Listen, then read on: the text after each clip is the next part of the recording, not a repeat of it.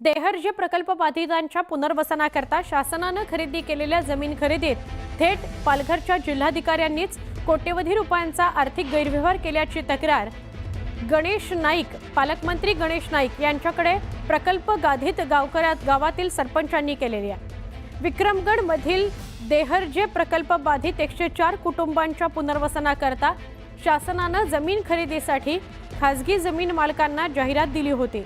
याकरता 4 जमीन मालकांचे अर्ज जिल्हाधिकाऱ्यांकडे दाखल झालेत। या 4 पैकी कुणाचीही जमीन खरेदी न करता अर्ज न केलेल्या 5व्या जमीन मालकाची 75 एकर जागा तब्बल 68 कोटी रुपयांना खरेदी केल्याने यात गैरव्यवहार झाल्याची तक्रार प्रकल्प बाधित गावामधील सरपंचांकडून करण्यात आली आहे।